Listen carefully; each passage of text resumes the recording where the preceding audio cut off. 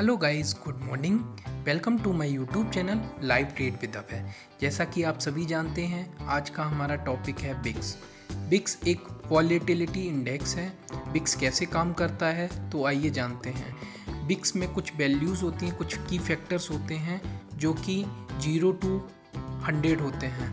अगर 12 है तो मार्केट स्टेबल और बुलिश मार्केट है, 12 to 20 है तो मार्केट बुलिश और बियरिश दोनों हो सकता है, और अगर 20 है और 20 एबव है तो मार्केट में हाई चांसेस हैं बियरिश होने के। तो इंडियन बिक्स का हमने चार्ट ओपन किया है और सबसे पहले इसमें हमने कुछ चीज़ों को मार्क कर लिया है, जैसे कि open price, close price, high price और लो प्राइस। तो बेसिकली ये 4 फैक्टर हैं जिनके बेसिस पर हम बिक्स को समझते हैं। और यहाँ पर जैसा कि मैंने इस इमेज में आपको समझाया था कि जो ये मार्केट है, इसकी वैल्यू अगर 12 है या 12 से ज़्यादा है या 30 से भी ज़्यादा है तो मार्केट में क्या क्या सिचुएशंस हो सकती हैं। तो अब हम प्रीवियस डे के चार्ट पर चलते हैं जो कि 12 का है। उसमें भी हमने सेम चीज़ों को मार्क कर लिया है, क्योंकि यहाँ पर इसके 4 फैक्टर हैं: हाई, ओपन, लो और क्लोज। और इसी के बेसिस पर हमने इसके वन मोर प्रीवियस डे को भी सेम मार्क कर लिया है और उसको एक स्पॉट कलर से मार्क कर दिया है, जैसा कि आप देख रहे होंगे। तो यहाँ पर जो भी ये चार्ट है इंडियन बिक्स का है, और इंडियन बिक्स जो है मार्केट में ट्रेंड को डिसाइड करता है कि मार्केट का इस मंथ में और इस वीक में और इस डे बुलिश होगा या बियरिश होगा। अगर इसकी वैल्यू मोर देन 14, 13 जो कि अभी करेंट टाइम में चल रही है, अगर सेम रहती है तो हमें मार्केट में अनसर्टेनिटी को देखना पड़ेगा। लेकिन अगर ये 12 से बिलो आता है तो मार्केट स्टेबल हो जाएगा और बुलिश मूवमेंट हो जाएगा। अब हम यहाँ पर समझते हैं इंडियन बिक्स इंडेक्स को और निफ्टी 50 इंडेक्स को, दोनों को हम कंपेयर करेंगे।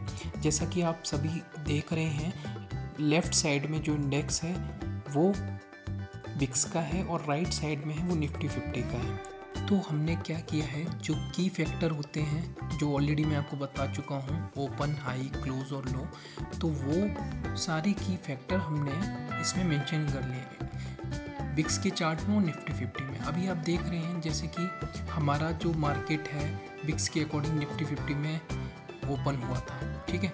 और ये हम एक दिन प्रीवियस डे का चेक कर रहे हैं। सेम अगर मार्केट 13 to 14 के बीच में रहा है तो मार्केट बुलिश मोमेंटम भी ले सकता है और बियरिश मोमेंटम भी। इट मीन्स कि जो मार्केट है वो काफ़ी ज़्यादा वॉलेटाइल रहेगा, उसकी वॉलेटिलिटी बहुत हाई रहेगी। गाइस, आपके दिमाग में एक क्वेश्चन आ रहा होगा, हम ये इंडियन बिक्स देख ही क्यों रहे हैं जब हम इसमें ट्रेड नहीं करते हैं।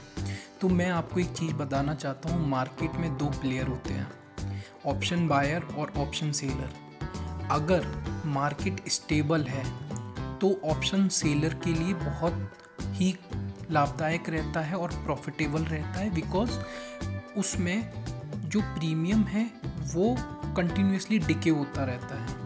और अगर मार्केट में वॉलेटिलिटी बहुत ज़्यादा है तो मार्केट तुरंत हाई का हाई ब्रेक करता है, लो का लो ब्रेक करता है। तो ये जो मार्केट है वो ऑप्शन बायर के लिए होता है। तो इसीलिए इंडियन बिक्स बहुत ज़रूरी है।